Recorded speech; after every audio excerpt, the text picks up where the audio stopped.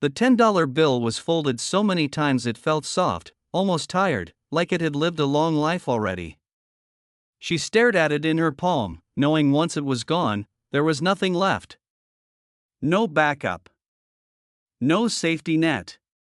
Just hope, and hope can be a fragile thing. What happened next would change two lives forever, all because of a choice made in a quiet moment when no one was watching. Before the story begins, if you enjoy emotional, real-life stories that remind us how powerful kindness can be, please take a moment to subscribe, like this video, and share your thoughts in the comments.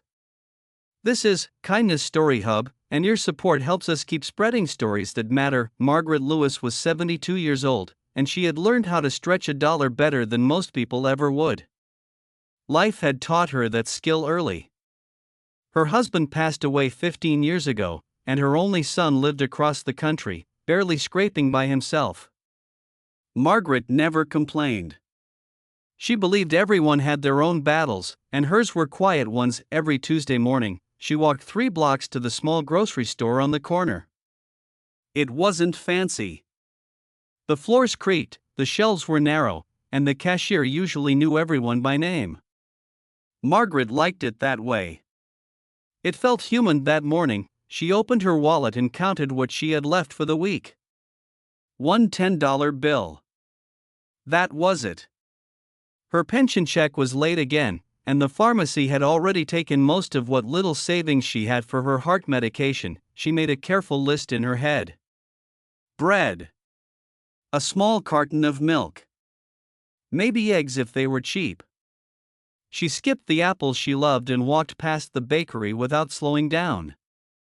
She had learned not to tempt herself. As she stood in the cereal aisle, comparing prices, she heard a soft sniffle behind her. Not loud enough to draw attention, but heavy enough to carry pain. Margaret turned and saw a young woman kneeling on the floor, trying to calm a little boy who couldn't have been more than 5. The boy's shoes were worn thin at the toes. His jacket zipper was broken, held together by a safety pin. Tears streamed down his face as he clutched an empty juice box. "I'm sorry, baby," the woman whispered, her voice shaking. "We can't today. Maybe next time." Margaret felt something tighten in her chest. Not her heart condition, something deeper. She remembered moments like that from her own past. Times when her son had wanted something small, something simple, and she had to say no. She looked back down at her list. $10. Barely enough. At the checkout line, fate seemed to slow everything down. The young woman and her son were in front of Margaret. The cashier scanned their items: a loaf of bread, peanut butter, a small bag of rice. "That'll be $13.47, the cashier said gently. The woman froze. She opened her purse and began pulling out coins, her hands trembling. Pennies. Nickels. A few crumpled singles. She counted twice, then a third time. "I'm short," she said quietly, her face turning red. "I can put something back." The little boy looked up at her, confused and scared. Margaret watched as the woman reached for the bread, ready to hand it back. Without fully thinking it through, Margaret stepped forward. "I can help," she said. The words surprised even her. The woman turned, eyes wide. "Oh, no, I couldn't." Margaret smiled softly and unfolded the $10 bill. For a brief second, doubt rushed in. This was her last money. No groceries meant a long week. But then she looked at the child, then at the mother trying not to cry in public. She handed the bill to the cashier. "Please," Margaret said. "Let them keep everything." The cashier paused, understanding the weight of the moment. She rang it through and handed the woman the receipt. The young mother's eyes filled with tears. "Thank you," she whispered. "You have no idea what this means." Margaret nodded. "I do," she said simply. As the woman and her son left, the boy turned back and waved. Margaret waved back, feeling a strange mix of fear and peace wash over her. When it was her turn, Margaret placed her few items on the counter. The cashier scanned them and smiled. "Covered," she said. Margaret blinked. "What?" "The man behind you," the cashier explained. "He saw what you did." Margaret turned. A middle-aged man in a work jacket gave a small nod. Kindness should travel forward, he said. Margaret's throat tightened. She thanked him and left the store with her groceries, her heart lighter than it had been in years. But the story didn't end there. 2 weeks later, Margaret received a knock on her door. It was unexpected. Visitors were rare. She opened it slowly and found the same young woman standing there, holding a small paper bag. "I asked the cashier about you," the woman said nervously. "I hope that's okay." Margaret smiled. "Of course. My name is Elena," the woman continued. "This is for you."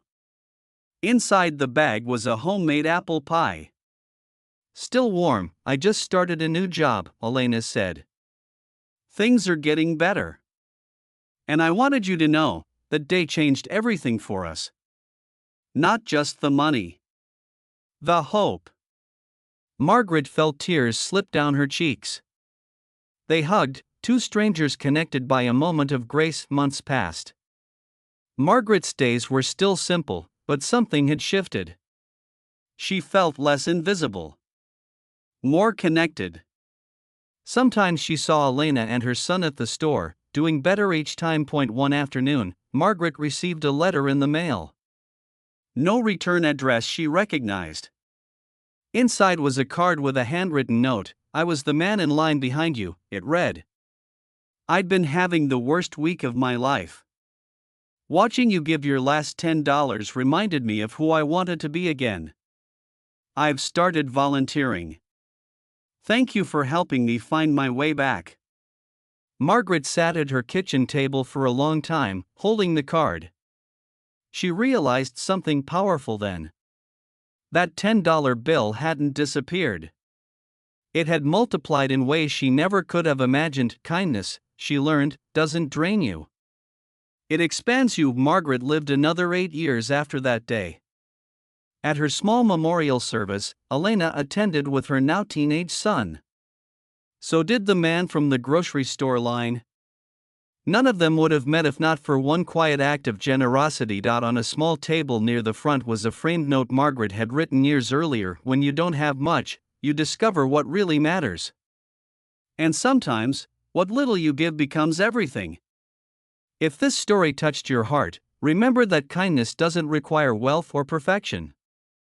Sometimes, it's as simple and as powerful as a single choice made with love. Go out today and be someone's unexpected miracle.